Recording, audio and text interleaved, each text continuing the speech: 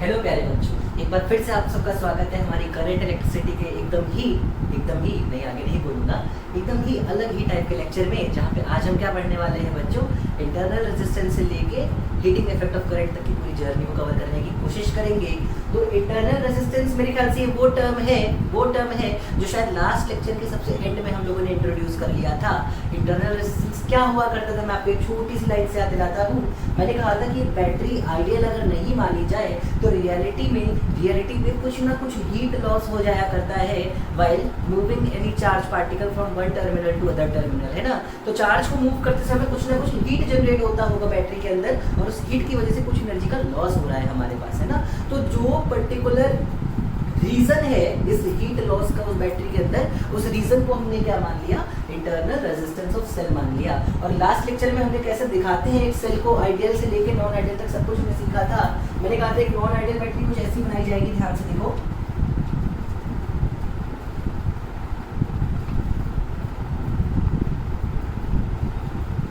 इसके साथ एक रेजिस्टेंस लगा होगा छोटा सा, यही है इसका इंटरनल रेजिस्टेंस स्मॉल आर, और यहाँ हम लोग इसे डॉट लगा लेते थे, याद करो। तो ये था हमारा ईएमएफ ई, ये क्या है बेटा हमारा ईएमएफ ई, और यहाँ जो डिफरेंस मिला पोटेंशियल का वो हुआ करता था V। तो V हमारा E और R, ये तीनों चीजें हम शो करते थे। V था बेटा यहाँ पे पोटेंशियल डिफरेंस, V क्या था पोटेंशियल डिफरेंस, E क्या था ईएमएफ ऑफ सेल, और R क्या था resistance, internal resistance of battery, है ना। तो internal resistance of battery, EMF of battery और पोटेंशियल डिफरेंस कुछ इस तरीके से हम शो किया करते थे। आखिर मुझे अब कुछ और चीज़ जाननी है कि अगर मुझे कभी सर्किट के बैटरी का ईएमएफ पता हो और पोटेंशियल डिफरेंस भी पता हो, तो क्या मैं इन दो चीज़ों की मदद से इंटरनल रेजिस्टेंस कैलकुलेट कर सकता हूँ? क्या मैं इन दोनों चीज़ों की मदद से इंटरनल रेजिस्टेंस कैलकुलेट कर सकता हूँ? तो चलो एक छोटा सा सर्किट देखते हैं और समझते हैं क्या ये पॉसिबल है। एक सर्किट है जिसमें मान लेता हूँ एक रेजिस्टर लगा हुआ है जिसको हम लोड बोलते हैं R, ठीक है। साथ में लगी हुई एक बैटरी,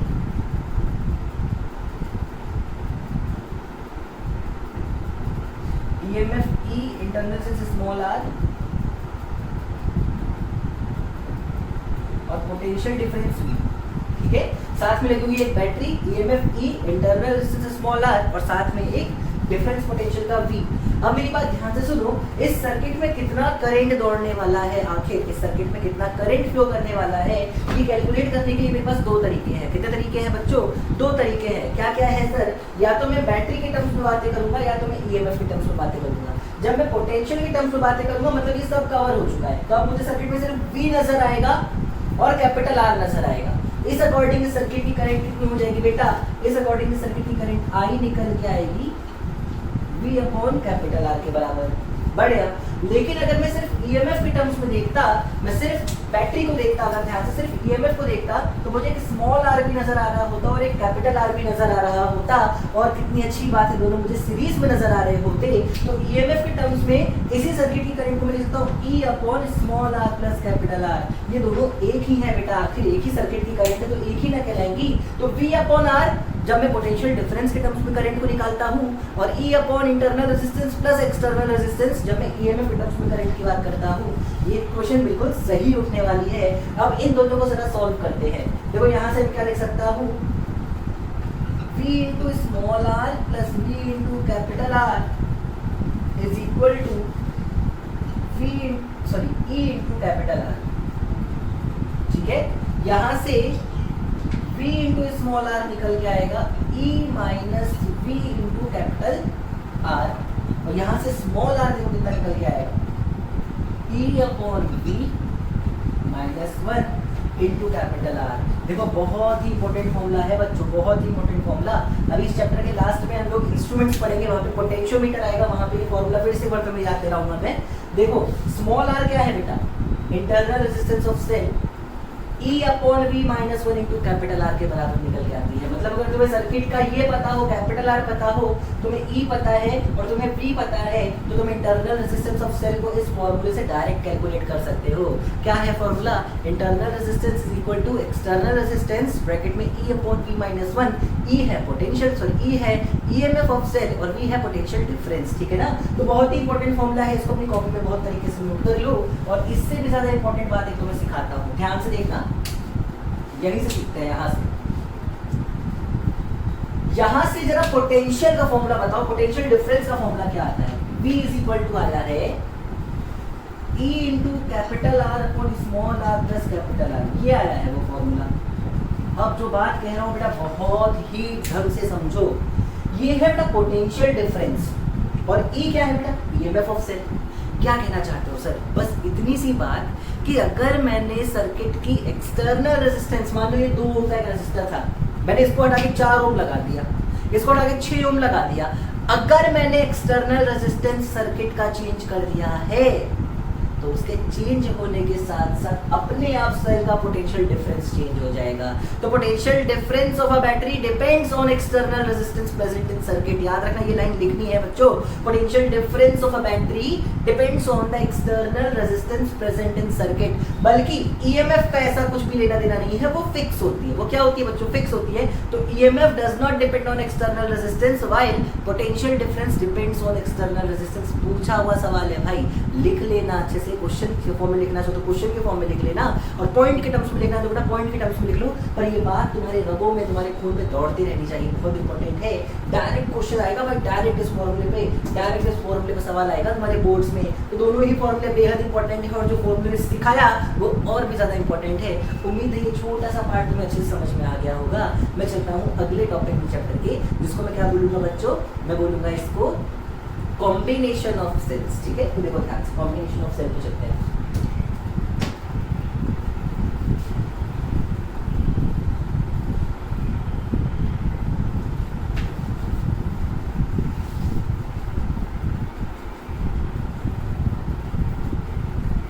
देख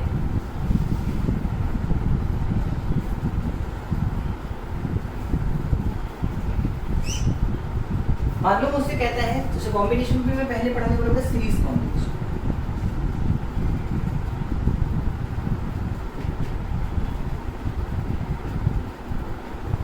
सीरीज कॉम्बिनेशन, ठीक है।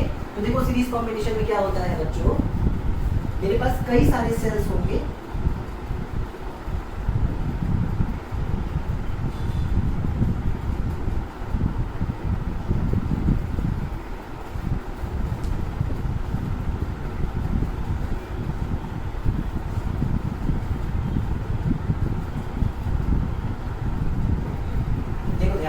मेरे पास कई सारे सेल्स हैं जिनका अलग अलग ईएमएफ है। मान लो E1 इंटरनल रेजिस्टेंस R1, ये है E2 इंटरनल रेजिस्टेंस R2, ऐसे करते करते करते मान लेते हैं ये है E3 इसकी इंटरनल रेजिस्टेंस R3, और कहीं लास्ट में EN इंटरनल रेजिस्टेंस RM। ऐसे n नंबर ऑफ सेल्स मेरे पास लगे हुए हैं एक दूसरे के आसपास, तो ये कहलाएंगे बेटा सीरीज कॉम्बिनेशन ऑफ सेल। क्या कहलाएगा ये?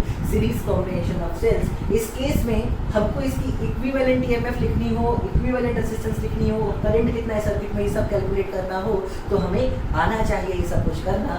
मैं कुछ ना कुछ पुरानी प्रॉपर्टीज का यूज करूं, तो मेरा मानना है इस रेजिस्टर को अगर मैं बैटरी के इधर लेके चला जाऊं तो उस सर्किट में कोई फर्क नहीं पड़ता। याद करो, अब देखा था बैटरी और रेजिस्टर की पोजीशन को चेंज करने से फर्क नहीं पड़ता। मैं हर पोजीशन को चेंज करके सारी बैटरी ले लूंगा एक तरफ, सारे रेजिस्टर लेकर चला जाऊंगा एक तरफ, फिर अब खेल असली शुरू होगा। जब मैं ऐसा करूंगा तो मेरा सर्किट कुछ ऐसा हो गया होगा, एक बैटरी, ऐसे n बैटरी, फिर एक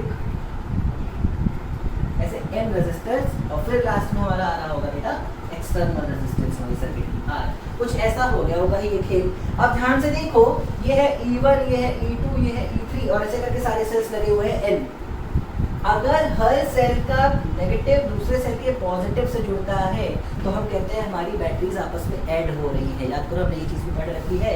अगर हर एक सेल का नेगेटिव टर्मिनल दूसरे सेल के पॉजिटिव से जुड़ता है, या पॉजिटिव किसी के नेगेटिव से जुड़ता है, मतलब ऑपोजिट वाले आपस में ऐड हो रहे होते हैं, तो हम ये मान के चलते हैं कि हमारे सेल सीरीज में ऐड हो जाते होंगे। इस केस में इक्विवेलेंट ईएमएफ कितना आ जाएगा? E इक्विवेलेंट आ जाएगा बेटा E1 plus E2 plus E3 plus dot dot dot, ये निकल के आएगा EN तक। समझ में आ गई बात? हाँ सर, क्या कहना चाहते हो? एक चीज और सोचो, ये E3 उल्टा लगा होता। अगर ये E3 उल्टा लगा होता बेटा, तो मैं लिखता E equivalent is E1 plus E2 minus E3, बाकी अगर सारे सेम थे तो प्लस E4 प्लस E5 ऐसे करता चला जाऊंगा। मतलब अगर पोलैरिटी उल्टी हो गई है, नेगेटिव नेगेटिव से जुड़ रहा है, पॉजिटिव पॉजिटिव से जुड़ रहा है, तो सेल्स के ईएमएफ को माइनस करना है। दिमाग में ये बात रखनी होगी। चलो निकालते हैं इक्विवेलेंट इंटरनल रेजिस्टेंस निकालते हैं आर इक्विवेलेंट। अब इंटरनल रेजिस्टेंस का सेल के पोजीशन से लेना देना नहीं होता बेटा, वो बाई डायरेक्शनल एलिमेंट्स थे, हमने पहले भी डिस्कस किया है, तो वो तो आपस में बस ऐड ही होंगे। तो वो आ जाएगा R1 plus R2 plus R3 ऐसे n Rn तक आ जाएगा। तो अगर मैं पूछूं बेटा सर्किट की इक्विवेलेंट रेजिस्टेंस कितनी है R इक्विवेलेंट, तो इन सब के साथ एक ये भी तो सीरीज में लगा हुआ है ना भाई, तो वो निकल के आएगा capital R plus R equivalent, ये निकल के आएगा वो capital R plus R equivalent. और इस केस में अगर मुझसे ये कहा जाए कि आखिर कितना करंट दौड़ रहा है मेरे इस सर्किट में, जिसको तुम शायद ड्रॉ कर चुके हो, मैं इस उम्मीद में इसको मिटा देता हूँ, तो इस सर्किट की करंट निकल के आएगी E1 plus E2 plus E3 dot dot dot upon R plus R1 plus R2 plus R3 dot dot dot ऐसे En तक Rn तक। ये हो जाएगा तुम्हारा सिंपल सा फॉर्मूला। तो उम्मीद है बहुत ही आसान सा कॉन्सेप्ट है और तुमको सीखने में इतनी कोई खास परेशानी नहीं हुई होगी। चलते हैं इसी को थोड़ा सा मॉडिफाई करते हैं और एनसीईआरटी में क्या दिया हुआ है उसको देखते हैं। एनसीईआरटी में इसका एक स्पेशल केस चलता है, बस उससे चीजें और आसान हो जाती है। कहता है अगर हर एक सेल का ईएमएफ ई है और इंटरनल सेंस स्मॉल आर है तो सर्किट की करंट क्या होगी। क्या बड़ी बात है, बहुत बकवास सवाल कर दिया उन्होंने। ये ई है, ये ई है, ये ई है, तो ई इक्वलेंट क्या आएगा E plus E plus E plus E plus E कितनी बार n टाइम्स, तो क्या वो n ई हो जाएगा, बिल्कुल वो n ई हो जाएगा। तो स्पेशल केस क्या है, if all cells are ideal, देख लेना if all cells are ideal तो करंट निकल के आएगा n ई अपॉन, सोचो r plus R plus R plus R ऐसे n टाइम्स, तो क्या हो जाएगा r plus n small r या फिर n स्मॉल आर, ये हो जाएगी तुम्हारी सर्किट की करंट उस स्पेशल केस में। तो इंपॉर्टेंट है बच्चों, याद रखना। एनसीईआरटी या बोर्ड के लिए कहा जाए तो बहुत इंपॉर्टेंट फॉर्मूला है, पर कंपटीशन के लिए इसको याद रखो ज्यादा बेहतर रहेगा। इनफैक्ट इसको भी याद नहीं रखना है, सिर्फ और सिर्फ इससे काम नहीं चलेगा। दिमाग में ये भी होना चाहिए कि एक बार पोलैरिटी जरूर चेक करेंगे। क्या करेंगे चेक, पोलैरिटी। चलो मैं तुम्हें एक क्वेश्चन कराता हूँ ताकि मैं समझ जाऊँ कि तुमको चीजें समझ में आ भी रही है कि नहीं आ रही है। देखो ध्यान से बच्चों,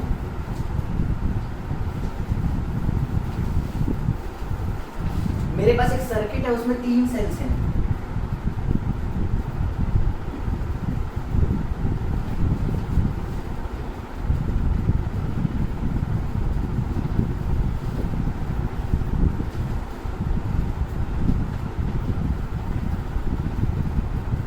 चलो मान लेते हैं ये सेल है 10 वोल्ट का, ये भी है 10 वोल्ट का, ये है 6 वोल्ट का, ये रेजिस्टेंस है 5 ओम का, ये है 1 ओम का, ये भी 1 ओम का और ये भी 1 ओम का। अगर मैं तुमसे बोलूं बेटा बताओ इस सर्किट में कितनी है करंट, या बताओ इस सर्किट का इक्विवेलेंट ईएमएफ कितना है, या इसकी इक्विवेलेंट इंटरनल रेजिस्टेंस क्या होगी, सब कुछ निकालना सीखेंगे। जब मैं इक्विवेलेंट ईएमएफ बोलूंगा बेटा तो चेक करो सारी बैटरीज को एक साथ लाके, क्या इसका नेगेटिव इसके पॉजिटिव से जुड़ रहा है, हाँ तो ये दोनों ऐड होके हो जाएंगे 20। अच्छा क्या इसका पॉजिटिव इसका नेगेटिव इसके नेगेटिव से जुड़ रहा है तो ये होंगे सब्ट्रैक्ट, तो 20 माइनस 6 मतलब 14 वोल्ट आया। क्या आया बच्चों, 14 वोल्ट आई है इसकी इक्विवेलेंट ईएमएफ। अच्छा इंटरनल रेजिस्टेंस का कुछ लेना देना इससे नहीं, 1 2 और 3 और 5 टोटल रेजिस्टेंस सर्किट की 8 है, इंटरनल सिर्फ 3 है। अगर मैं पूछूं करंट आएगी 14/8 एम्पियर। सो ये हो जाएगा हमारा इस क्वेश्चन का सिंपल सा आंसर। उम्मीद है तुम्हें ये सारी कॉन्सेप्ट्स बहुत ही आराम से समझ आ रहे होंगे और तुम इनके नोट्स भी बहुत तमीज से बना रहे होंगे। मैं आता हूँ तुम्हारे पास इसका पैरेलल कॉम्बिनेशन लेके, तब तक तुम इन सारी चीज़ों को अच्छे से नोट कर लो बच्चों। तो देखो बच्चों सेकंड केस है हमारा पैरेलल कॉम्बिनेशन सेल का। अब की हमारे पास सारे ही सेल बिल्कुल आइडियल है, सबकी ईएमएफ ई है और इंटरनल रेजिस्टेंस है स्मॉल आर, और ऐसे जितने भी सेल्स हैं m नंबर ऑफ सेल्स है, मैंने यहाँ मेंशन कर दिया 1 2 3 डॉट डॉट डॉट m तक, ऐसे m नंबर ऑफ सेल्स आपस में सीरीज में कंबाइंड पैरेलली कंबाइंड है, और ये जो एक्सटर्नल रेजिस्टेंस है सर्किट की वो है कैपिटल R के बराबर। अब हमसे कहता है कि बताओ इस सर्किट में कितनी होने वाली है करंट, हमको फाइंड करनी है करंट, हमें ई इक्विवेलेंट फाइंड करना है, और तो और हमें ये भी फाइंड करना है कि क्या होगी इस सर्किट की इक्विवेलेंट इंटरनल रेजिस्टेंस या फिर इक्विवेलेंट रेजिस्टेंस पूरी की पूरी। चलो देखो ध्यान से क्या लगता है अगर ये बैटरी ईएमएफ की है, ये ई की है, ये ई की है, ये ई की है, तो टोटल ईएमएफ कितना हो जाना चाहिए? अरे बोलो, m टाइम्स ऑफ ई हो जाना चाहिए क्या? नहीं, समझो मेरी बात ध्यान से, यही तो मजा है बेटा जो सिखाने में भी हमें खुशी मिलती है। सोचो इस पॉइंट का पोटेंशियल, चलो देखो, इस पॉइंट का पोटेंशियल मान लो E के बराबर है, कितना है बच्चों? E के बराबर है, और इस पॉइंट का पोटेंशियल 0 के बराबर है।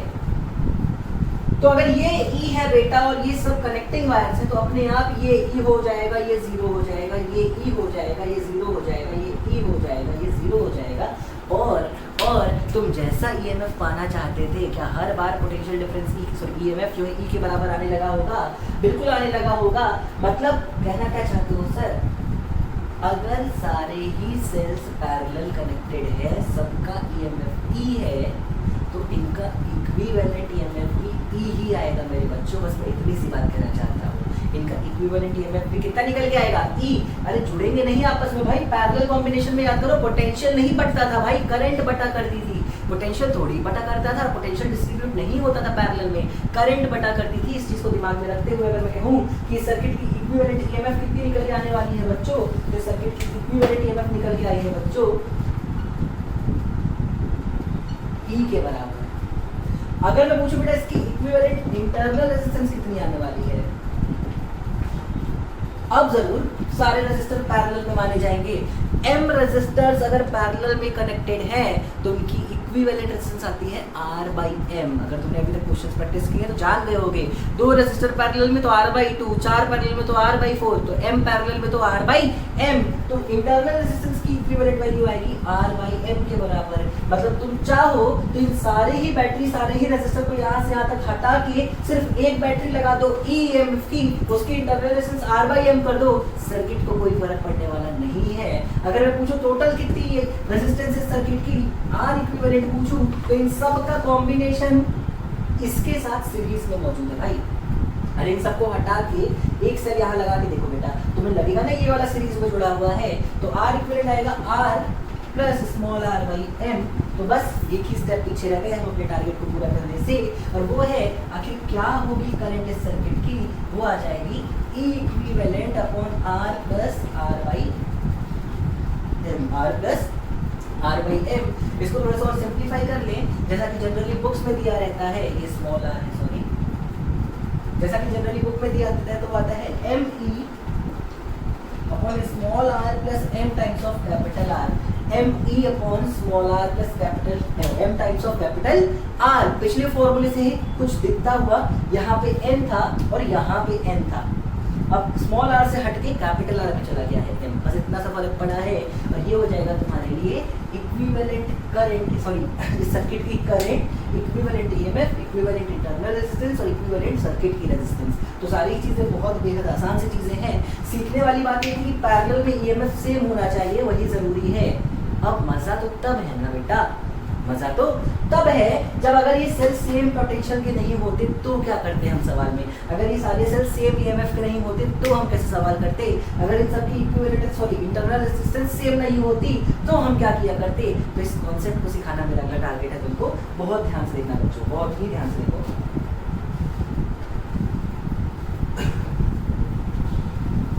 चलो उससे पहले एक टॉपिक और खत्म कर लेते हैं, मिक्स ग्रुपिंग भी पढ़ लेते हैं, उसके बाद इस टॉपिक पे आते हैं। थर्ड केस लिखो बेटा मिक्स ग्रुपिंग।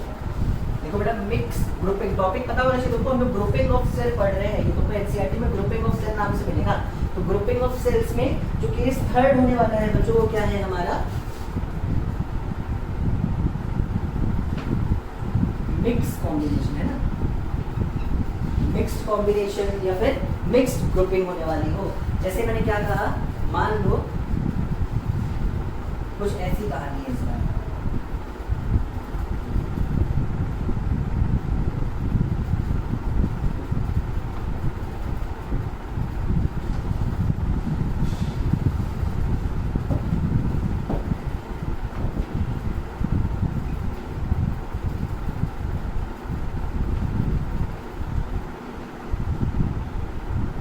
मान लो कुछ ऐसा है इस पर हमारा सर्किट। अब क्या हुआ, अब हर एक पार्ट में n नंबर ऑफ सेल्स लगे हुए हैं, कॉम्बिनेशन है सीरीज जैसा। हर एक लाइन में कितने सेल लगे हैं बेटा, n नंबर ऑफ सेल्स लगे हुए हैं, n नंबर ऑफ सेल्स लगे हुए हैं, और कैसे है ये आपस में सीरीज में। और ऐसी कितनी लाइन है मेरे पास, m नंबर ऑफ लाइन है मेरे पास। साथ में मेरे पास है एक एक्सटर्नल रेजिस्टेंस सर्किट का, जिसको मैं लोड रेजिस्टेंस बोलने वाला हूँ। और मुझे फाइंड करना कुछ खास नया नहीं है, मुझे अभी भी बस क्या फाइंड करना है, equivalent EMF, equivalent resistance, equivalent या फिर सर्किट की करंट। चलो बहुत ध्यान से देखो, मिक्स ग्रुपिंग है तो मिक्स कॉन्सेप्ट का इस्तेमाल करो। सबसे पहले सिर्फ इसे एक वायर को देखो, अगर मैं पूछूं इसका ईएमएफ कितना है, n नंबर ऑफ सेल्स है ना बेटा, तो E plus E plus E plus E क्या NE हो जाएगा, हाँ सर NE हो जाएगा। तो इस एक वायर का इक्विवेलेंट ईएमएफ आएगा बेटा NE के बराबर। ऐसे सेकंड वाले का NE, थर्ड वाले का NE, mth वाले का भी NE ही आएगा, तो mth वाले का भी NE आएगा। और ये सारे पैरेलल में है तो इक्विवेलेंट भी तो NE ही होगा भाई। जस्ट अभी भी पैरेलल कॉम्बिनेशन पढ़ा है तुमने, तो E इक्विवेलेंट निकल जाएगा n टाइम्स ऑफ E के बराबर। शाबाश, बहुत बढ़िया मेरे बच्चों। स्मॉल r इक्विवेलेंट कितना आएगा, देखो n रेजिस्टेंस सीरीज में तो nr, और nr कितनी बार, m बार पैरेलल में, तो small nr by m, small nr by m, ये हो जाएगी तुम्हारी सर्किट की इक्विवेलेंट इंटरनल रेजिस्टेंस। अगर सर्किट की ओवरऑल इक्विवेलेंट रेजिस्टेंस पूछी जाए तो इन सब को हटा के इनकी जगह अगर तुम एक सेल लगाते तो उसके साथ ये रेजिस्टेंस तुम्हें सीरीज में नजर आता, तो वो रहेगा nr by m plus capital R के बराबर। चलो बहुत बढ़िया सर, शाबाश, हम सीख गए ये चीज़ों को भी। और अगर तुम ये भी सीख गए तो लास्ट में बचता है सर्किट में करंट कितना होता, वो निकल के आता small ne upon nr by m plus capital R। थोड़ा सा और सिंप्लीफाई कर दे तो जनरली बुक में इस फॉर्म में दिया रहता है mne upon nr plus m capital R। ये होता है वो फॉर्मूला मिक्स ग्रुपिंग के केस में, जिससे हम लोग सर्किट की करंट, सर्किट की इक्विवेलेंट बैटरी, सर्किट का इक्विवेलेंट रेजिस्टेंस सब कुछ कैलकुलेट किया करते हैं। तो ये छोटा सा टॉपिक था बेटा ग्रुपिंग ऑफ सेल्स, और उम्मीद है ये टॉपिक तुमने काफी ढंग से सीख लिया होगा। तुम्हें बहुत बड़ा परेशानी नहीं आया होगा, कुछ बहुत बड़ी चीज नहीं है। बस याद रखना सेल्स ऐड तब होते हैं जब वो सीरीज में होते हैं, पहली चीज, और उसमें भी एक सेल का नेगेटिव दूसरे के पॉजिटिव से जाके जुड़ रहा हो तो ही एडिशन होगा। अगर नेगेटिव नेगेटिव या पॉजिटिव पॉजिटिव से जुड़ रहा है तो हमेशा सब्ट्रैक्शन का इस्तेमाल करोगे। तुम किसका इस्तेमाल करोगे बच्चों, सब्ट्रैक्शन का इस्तेमाल करोगे। तो उम्मीद है तुम्हें ये टॉपिक समझ में आया होगा, कॉम्बिनेशन ऑफ सेल्स या फिर ग्रुपिंग ऑफ सेल्स, जिसमें हमने सीरीज कॉम्बिनेशन, पैरेलल कॉम्बिनेशन और मिक्स कॉम्बिनेशन तीनों ही कॉन्सेप्ट को सीख लिया है। हाँ, मुझे याद है एक चौथा कॉन्सेप्ट तुम्हें सिखाना है। अगर पैरेलल में बैटरीज का पोटेंशियल सेम ना हो या ईएमएफ सेम ना हो, इंटरनल रेजिस्टेंस भी सेम ना हो, इस केस में कैसे निकालते हैं उस पर्टिकुलर सर्किट की करंट, अब मैं तुम्हें वो सिखा देता हूँ बहुत ढंग से। चलो देखो ध्यान से। तो चलो बच्चों देखते हैं हमारा एक और नया केस, जिसमें अब की हमारे पास हमारे सेल्स पैरेलल में लगे हुए हैं, साथ साथ उनकी ईएमएफ भी अलग अलग दी हुई है और इंटरनल रेजिस्टेंस भी अलग अलग दे रखा है।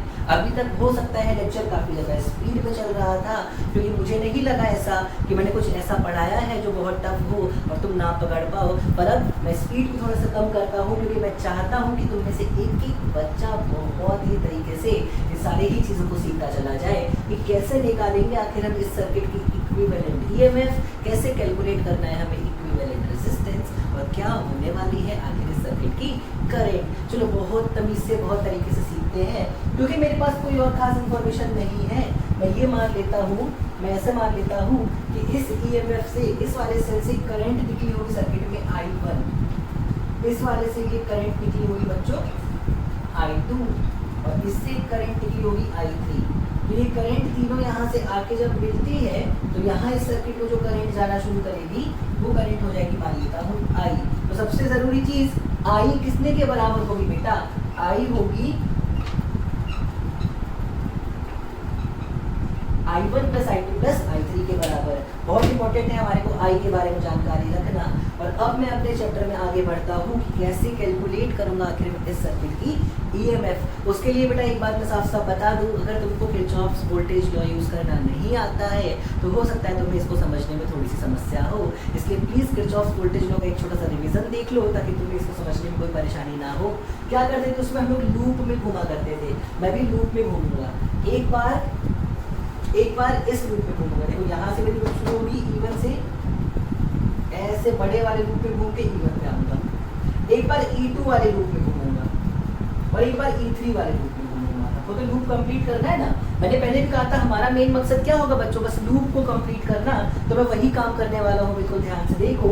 जब मैं यहाँ से शुरू करता हूँ, देखो मैं क्या लिखूंगा, E1, क्योंकि मैं प्लस से बाहर निकला, minus I into R minus I1 into small r1 is equal to 0। देखो मैं पहुंच गया हूँ, मैंने यहाँ से निकलना शुरू किया प्लस से, प्लस E1 और ये 0 होता है पोटेंशियल में, पता है, प्लस E1 ये है बेटा, प्लस ये है माइनस, क्योंकि मैं माइनस से निकला तो माइनस IR, और ये है मेरी करंट की डायरेक्शन, तो ये प्लस ये माइनस, तो minus I1 R1 is equal to 0। यहाँ से I1 की वैल्यू फाइंड कर लो बेटा, I1 की वैल्यू जरा फाइंड कर लो। I1 निकल के आएगा E1 minus IR upon R1, ये निकल के आएगा हमारा I1। कितना आया, E1 minus I capital R upon R1। Similarly अगर मैं सेकंड वाले लूप में घूमूं बच्चों, तो देखो मैं क्या लिखूंगा, E2 minus IR minus I2 R2 is equal to 0। देखो बेटा ध्यान से, ये प्लस माइनस पता ही था, करंट वापस ऐसे ही ना लौटेगी, तो ये होगा प्लस, ये होगा माइनस, ये होगा प्लस, ये होगा माइनस। तो ये हमारा यहाँ से I2 निकालो जरा, I2 निकल के आएगा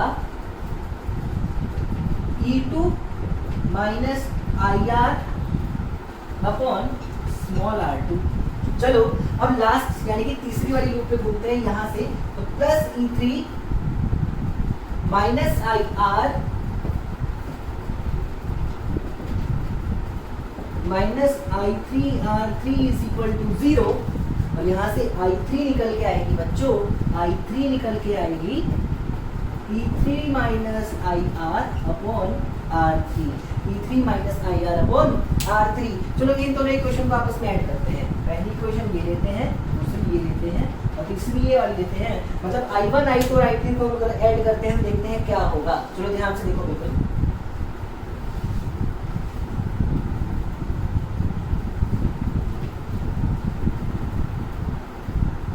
अगर मैंने इन तीनों को ऐड किया तो I1 plus I2 plus I3 निकल के आएगा E minus IR upon R1 plus E2 minus IR upon R2 plus E3 minus IR upon R3। चलो बहुत बढ़िया। क्या I1 plus I2 plus I3 और कुछ नहीं बल्कि I ही होता है? हाँ सर। अब पूरी इक्वेशन में देखो I के टर्म्स में कन्वर्ट हो चुकी है और हमें कैलकुलेट भी तो सर्किट की करंट की करनी थी। तो चलो क्वेश्चन को सिंप्लीफाई करने की कोशिश करते हैं। क्या लिखा हुआ है? ये लिखा है E1 upon R1 minus I into R upon R1 plus E2 upon R2 minus I into R upon R2 plus E3 upon R3 minus I into R upon R3। ठीक है, I वाले सारे टर्म्स एक तरफ लेते चलो। I वाले सारे टर्म्स अगर एक तरफ लाओगे तो I कॉमन आ जाएगा, यहाँ बचा होगा 1 प्लस R भी सब में से कॉमन ले सकता हूँ चाहूँ तो 1 plus R upon R1 plus R upon R2 plus R upon R3 is equal to कितना निकल के आया बच्चों, E1 by R1 plus E2 by R2 plus E3 by R3। चलो बहुत बढ़िया भाई, बहुत बढ़िया, हम सही तरीके से सीखते जा रहे हैं। इसको और कैसे लिख सकते हैं, इसको और कैसे लिखा जा सकता है, देखो ध्यान से, ये 1 ही आएगा ना, मेरा कहीं गलती है क्या, E minus I R upon R1, E minus I R upon R2, E minus R3, ठीक है। आगे आ गया E1 by R1, E2 by R2। अभी तक तो कुछ गलत नजर नहीं आ रहा है, बस शाबाश। तो क्या हम अपने आखिरी स्टेप पे पहुंच चुके हैं जिसमें हमको हमारी सर्किट की करंट मिल चुकी है, और वो कितनी निकल के आई, जरा ध्यान से देखो, E1 by R1 plus E2 by R2 plus E3 by R3 upon 1 plus R upon R1 plus R upon R2 plus R upon R3। और देखो ये होता है वो तरीका जिससे हम इस सर्किट में कितनी करंट फ्लो कर रही है ये आसानी से पता कर सकते हैं। तो कुछ नया है, पर ऐसा नहीं है कि हम नहीं कर पाएंगे या हमको बहुत ज़्यादा डरा दी होंगी ये चीज़ें, ऐसा बिल्कुल भी नहीं है। सिर्फ कैलकुलेशन है, सिंपल सी, धीरे धीरे कैलकुलेट करो, कोई जल्दबाजी नहीं होनी चाहिए, और आंसर तुम बिल्कुल सटीक निकाल लोगे, बिल्कुल सही निकाल लोगे, तुम्हें कोई समस्या नहीं होगी। तो इसको अच्छे से नोट कर लो। मैं कोशिश करता हूँ कि तुम्हें इसका एक शॉर्ट ट्रिक बताऊँ। क्या बताऊँ इसका एक शॉर्ट ट्रिक तो नहीं कर सकती, कॉन्सेप्ट सिखाता हूँ, कोशिश करता हूँ ताकि हमको इतनी मेहनत ना करना पड़े और हम डायरेक्ट आंसर निकालना सीख सकें। चलो देखो बिल्कुल ध्यान से, कितनी आई है करंट, इसको नोट कर लो अच्छे से मेरे, तो फिर देखते हैं क्या वो जो तरकीब मैं बताना चाहता हूँ या जो कॉन्सेप्ट बताना चाहता हूँ वो यूज होने लायक है कि नहीं। चलो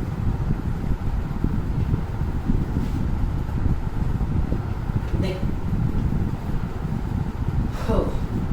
बढ़िया। अगर मैं इस सर्किट की सिर्फ और सिर्फ इक्विवेलेंट रेजिस्टेंस पूछता तुमसे बेटा तो क्या आती, जरा देखो। तो R इक्विवेलेंट होता R प्लस इन तीनों का रिजल्ट। इन तीनों का रिजल्ट क्या आता बेटा, ये है 1 अपॉन, देखो वैसे 1 अपॉन स्मॉल r दिखा दूं, 1 अपॉन स्मॉल r होता है 1 upon small r1 plus 1 upon small r2 plus 1 upon small r3। ये इन तीनों का रिजल्टेंट बता रहा हूँ मैं। तो यहाँ से स्मॉल r कितना आता, स्मॉल r आता 1 upon r1 plus 1 upon r2 plus 1 upon r3, यही तो आता आंसर, ये तो आता। चलो शाबाश, यही है इस सर्किट की एक्चुअली R इक्विवेलेंट, यही है सर्किट की एक्चुअली R इक्विवेलेंट। अगर E इक्विवेलेंट की बात करूं तो देखो ध्यान से, E इक्विवेलेंट कैसे निकालता हूं मैं, अगर मुझे ट्रिक लगानी हो तो E होता क्या है बेटा, E होता क्या है, करंट इनटू रेजिस्टेंस। देखो ध्यान से, सिर्फ आसान तरीके से सोचते हैं, सिर्फ ऊपर वाले वायर की बात करूं, इसकी ईएमएफ है E1, रेजिस्टेंस है R1, ठीक है।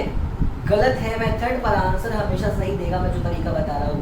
E1 अपॉन R1 करंट हो जाएगी ना बेटा, E1 अपॉन R1 क्या हो जाएगी करंट, E2 अपॉन R2 क्या होगी करंट, E3 अपॉन R3 क्या होगी करंट। जरा इन तीनों करंट को आपस में ऐड करो तो ये आएगा E1 upon R1 plus E2 upon R2 plus E3 upon R3। ये तो करंट है, अभी EMF निकालना है, तो करंट इनटू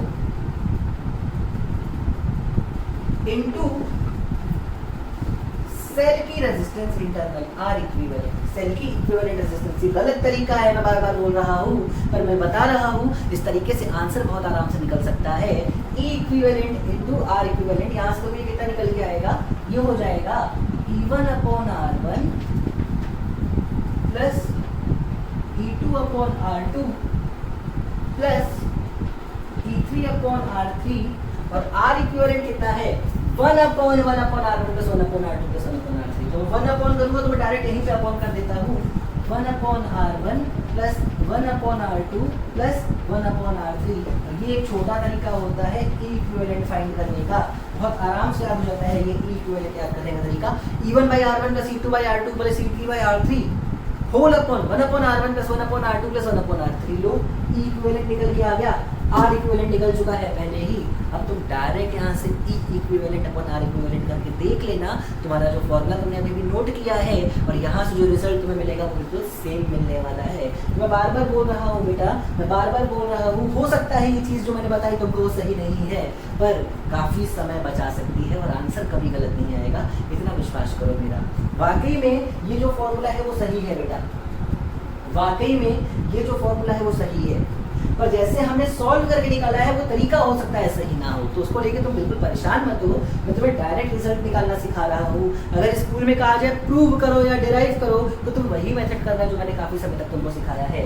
मैं तुमको आसान तरीके से सिखाऊं कैसे निकालना है इक्विवेलेंट ईएमएफ E1/R1 + E2/R2। रटो मेरे साथ, E1/R1 + E2/R2 + E3/R3 whole upon 1/R1 + 1/R2 + 1/R3। लो इक्विवेलेंट ईएमएफ निकाल रही सर्किट की।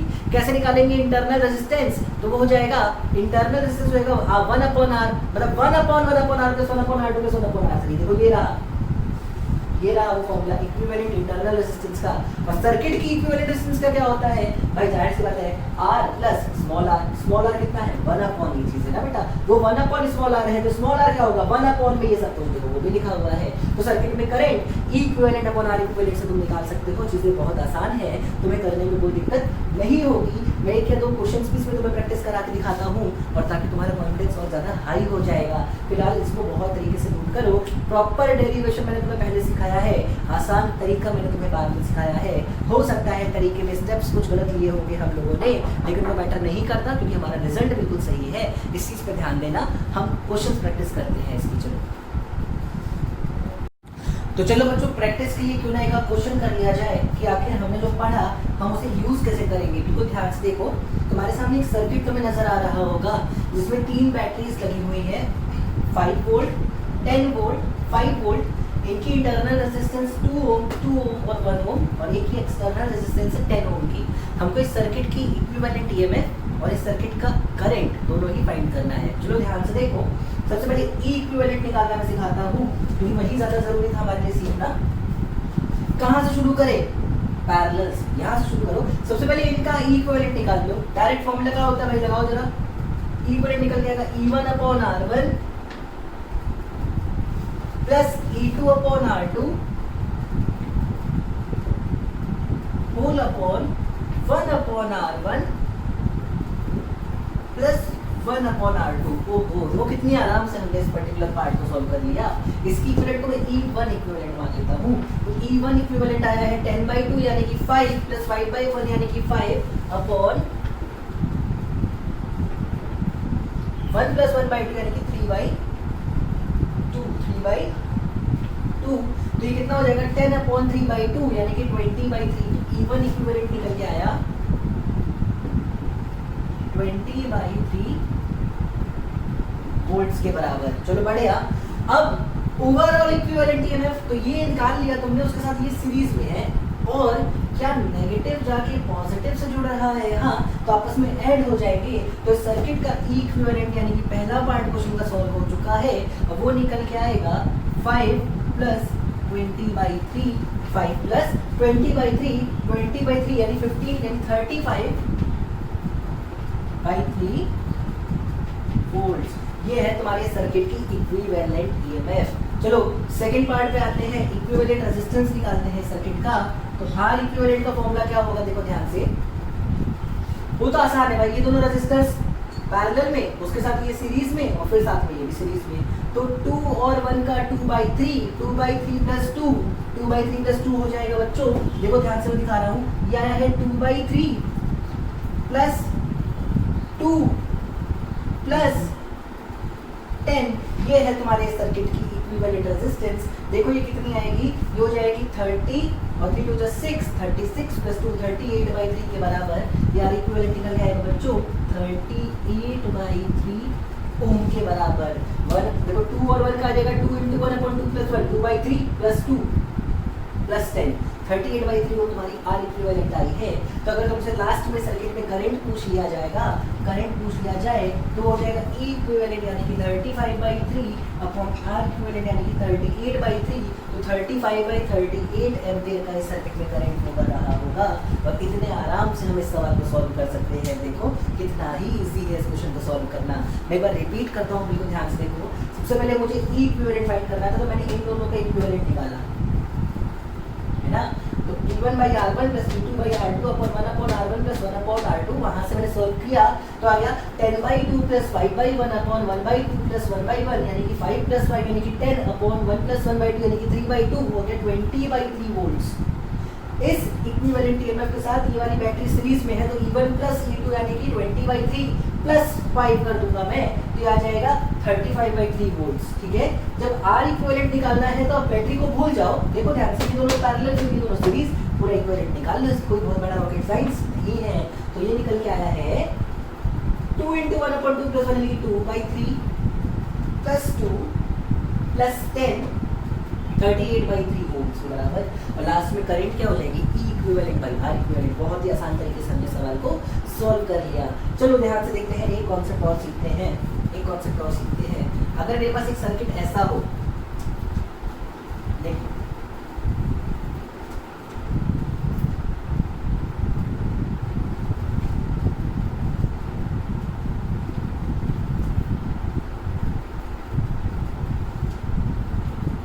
मान लो 3 बैटरी लगी हुई है पैरेलल में,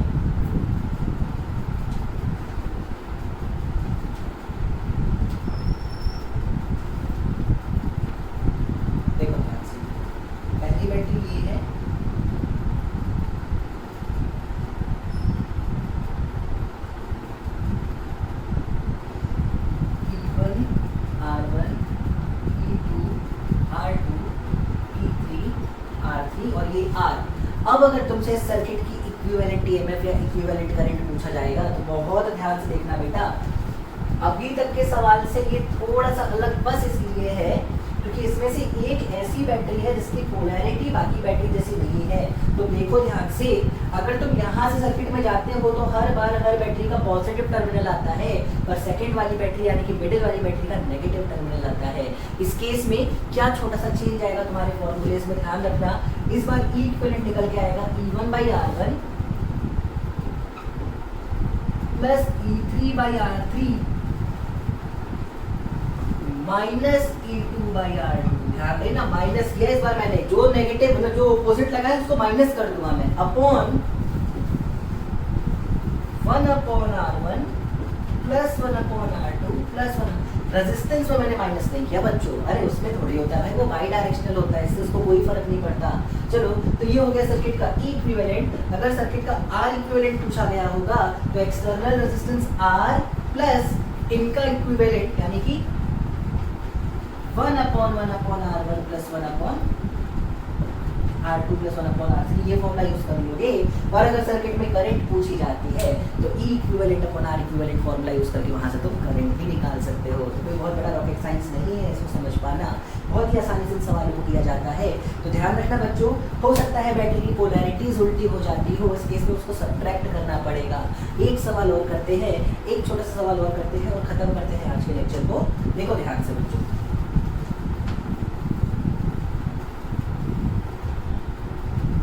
कहता है क्वेश्चन कुछ ऐसा है, मान लेते हैं there are 12 cells, 12 ideal cells, ideal मतलब identical, sorry, there are 12 identical sales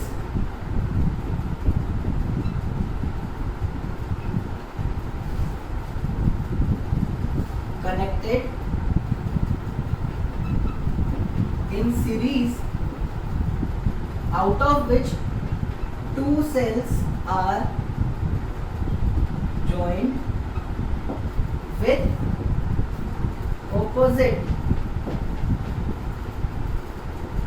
polarity। ठीक है, ठीक है। If connecting wires are ideal, find current in circuit, question जरूर लिख लो, मैं समझा देता हूँ क्वेश्चन क्या कहना चाहता है।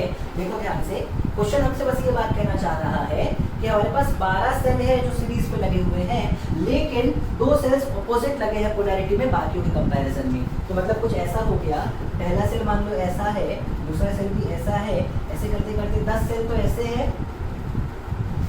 और 2 सेल ऑपोजिट लगे हुए हैं। ठीक हर एक की इंटरनल रेजिस्टेंस होगी कुछ ना कुछ, उसको मैं बिल्कुल इग्नोर नहीं कर सकता, उसको लेके चलना होगा। साथ में हमसे ये कहता है कि जो कनेक्टिंग वायर से बिल्कुल आइडेंटिकल है, तो बताओ इस सर्किट में कितना करंट होने वाला है। शाबाश मेरे बच्चों, तुमने शायद इतना तो कैलकुलेट कर ही लिया होगा कि सर्किट की इक्विवेलेंट रेजिस्टेंस होगी 12R के बराबर। कितनी होने वाली भाई? 12R के बराबर। ये सारे R होंगे हैं, 12R होगी सर्किट की R इक्विवेलेंट। E इक्विवेलेंट क्या होगा? सीरीज में याद करो जोड़ते हैं, लेकिन तब जब एक का नेगेटिव दूसरे के पॉजिटिव से जुड़ रहा हो। ये 10 सेल का तो जुड़ा, उसमें से 2 का माइनस होगा, मतलब सिर्फ 8E आएगा इक्विवेलेंट ईएमएफ। और कैसे समझ सकते हो? 2 अपोजिट पोलैरिटी से लगने वाले सेल 2 सही सेल्स को भी बर्बाद कर देते हैं। तो 12 में से 2 अगर अपोजिट लगाओगे तो 4 बर्बाद होगा एक तरीके से, बचे कितने? 8, यानी कि 8E निकल जाएगा इसका इक्विवेलेंट। और सर्किट की करंट होगी 8E/12R के बराबर, मतलब 2E/3R के बराबर। तो ये था बेटा एक छोटा सा टॉपिक हमारा इक्विवेलेंट ईएमएफ निकालने का, इक्विवेलेंट रेजिस्टेंस निकालने का, सेल के कॉम्बिनेशंस का, सेल की ग्रुपिंग का। इंपॉर्टेंट है काफ़ी बच्चों, मेरे याद रखना, इंपॉर्टेंट है काफ़ी, हमको ये सारी चीज़ें आ जाए। एक जगह मैंने तुम्हें एक फॉर्मूला भी याद करने की कोशिश कराई है, उम्मीद है वो फॉर्मूला तुम याद कर लोगे। उसका सही तरीका भी तुम्हें बताया है और गलत तरीके से भी तुमको सोचना दिखाया है, पर उम्मीद है कि तुम सही तरीके से एग्जाम में डिराइव करके चले आओगे और कंपटीशन के एग्जाम्स में तुम गलत तरीके का फॉर्मूला यूज करके सीधे आंसर बता सकते हो। तो छोटा सा लेक्चर था ये आज का, यहाँ पे हम खत्म करते हैं अपने लेक्चर को। उम्मीद है तुम्हें ये लेक्चर पसंद आया होगा। अगली class heating effect of current की होगी, पूरी क्लास सिर्फ हीटिंग इफेक्ट ऑफ करंट पढ़ने वाले हैं। तब तक के लिए अपने घर में रहो, मस्त रहो, खुश रहो, खाते पीते रहो, खेलते रहो, अपना ध्यान रखो और अपने फ्यूचर का भी ध्यान रखो। शुक्रिया बच्चों।